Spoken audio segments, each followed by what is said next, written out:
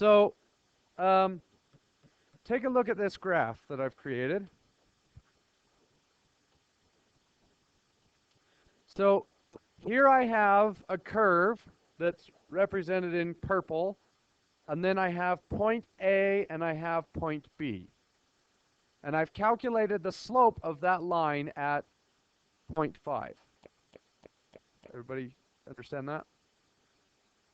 So point A is 1 comma 5 right here.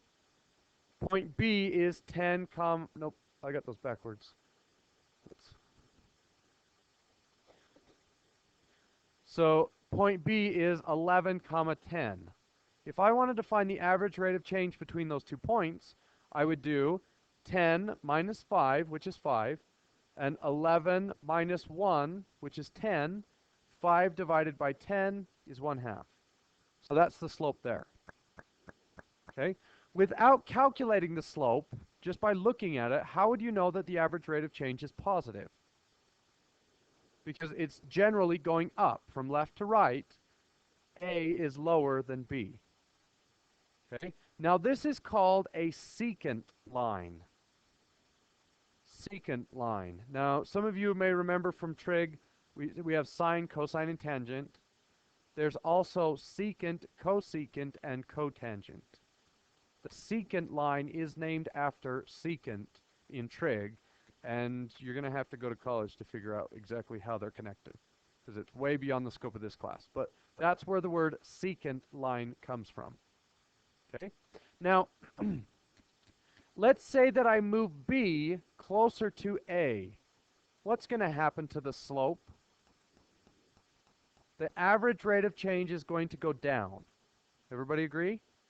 Because as B goes to the left, and my YB and XB change, and now the slope is smaller. And when I get to here, I can get there. Oops, too far. Why is my average rate of change 0?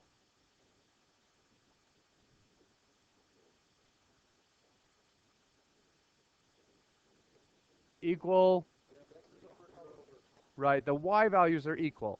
So if we look here, oh, and I'm not actually close enough, but anyway, 5 minus 5 is 0, and 0 over 9 minus 1 is still 0. So overall, even though that graph went up and then came down and went back up again, the average rate of change is 0. Okay? Now remember, that's different from the average, which is different from the total. But as far as average rate of change, nothing has changed. If you start and end at the same height, your average rate of change is 0. As I move B to the left even further, what's going to happen? My average rate of change will become negative.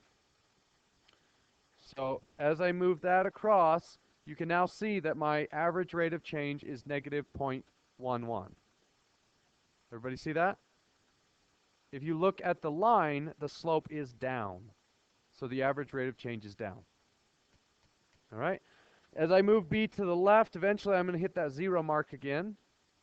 And then I'm going to come up.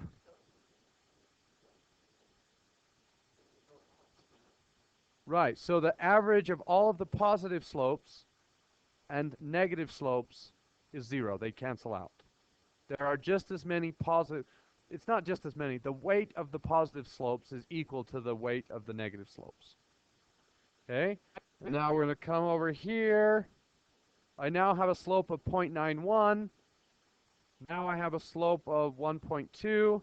And as I get closer, what do you notice happens when those 2 points get close together? The slope in this case is going to increase. Can you tell the difference between the actual curve and the slope? Right now I can, barely, right? So as I get closer, now it just kind of looks like the same line. So let's think about this. What will happen when A and B coincide? The universe will explode in Braden's mind. Well, what's going to happen to the equation? So it'll be 5 minus 5 divided by 1 minus 1. So we know that 0 over 1 equals 0, right? Well, 1 over 0 we know to be, oh, come on, infinity. We're smarter than undefined, okay? Well, what does 0 divided by 0 mean? Well, anything divided by 0 is infinity, okay? But 0 over anything is 0, but anything divided by itself is 1, or maybe there's another option.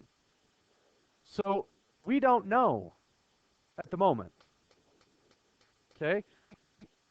So if we go back to this graph, right now I'm still representing a secant line.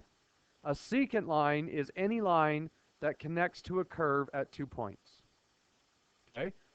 When those 2 points become 1, it ceases to be a secant line and it becomes,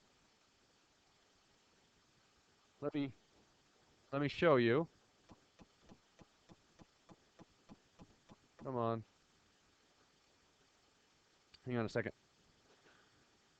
I can't do it from the smart board. Here we go. Okay.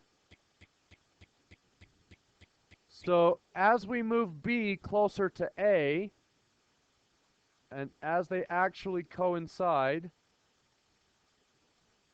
it ceases to be a secant line and it becomes a tangent line, which is also one of the trig functions. Why is it called a tangent line?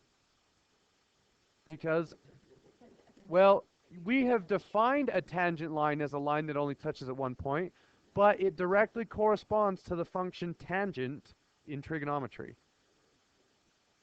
Well, and that's where we ran into that infinity thing. So this is 0 over 0, but it actually gave me a slope of 2. Which, if you look at this, let me see if I can. So let's follow this slope. Okay, so will it let me? I don't know if it's going to let me draw on this. Anyway, there we go. See that tangent line? That tangent line has a slope of 2 over 1. And at that single point, the slope is 2.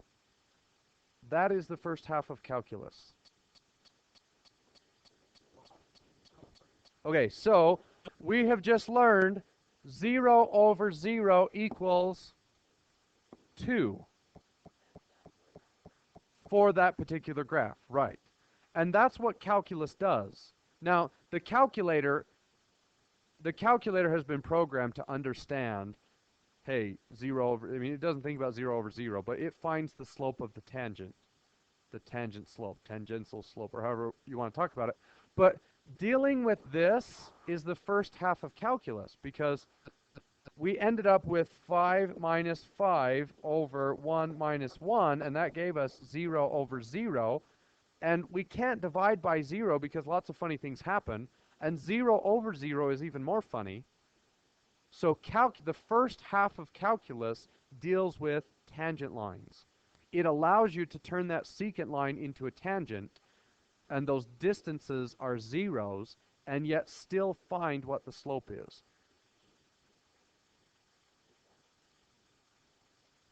Yes, that's a good question. So let's go. Let me undo a couple. Okay. Oh, I need this. Okay, so let's grab, we'll move A up. Now if A and B become coincide, is the slope going to be greater or less than 2? Less than 2, because it's less steep at that point. So if we bring those together, and then we scrolled up a little bit, so now it's 1.37. So the slope at any particular point can only be found using calculus. And The theoretical part of it is kind of amazing. You look at it and you say, I can't believe that happened. And then the practical application is super easy to calculate. It's really, really easy to calculate. So that's the first half of calculus. So all you're really doing here is finding the slope of the tangent line. And if we had those original 2 points, 1 comma 5 and 11 comma 10, the formula we're going to use is y2 minus y1 over x2 minus x1. So 10 minus 5 over 11 minus 1 is 1/2. What is the equation of the secant line? If that's the slope of the secant line, or the average rate of change, what is the equation of that line? Well, so the formula is y equals mx plus b. I know m is 1/2. What am I missing in order to write the equation? B. Do I happen to know an x and a y? I know 2 of them. I can either use this point or I can use this point. This one is smaller, so let's plug it in. 1 equals 1/2 times 5 plus 2, or plus b, sorry. So that's 5/2. If I do 1 minus 2.5, I get negative 3/2 or negative 1.5. So the equation is y equals 1/2 x minus 3/2 or minus 1.5. So on your worksheet today, you're finding the average rate of change on all of them, except, so 3 and 4, you're finding the equation of the secant line, and 9 through 12, you're finding the equation of the secant line. But if you look at number 1, all they have told us in number 1 is the x interval. So it says find the average rate of change from here to here. So I know 0 comma something and 3 comma something. How do I find the y values?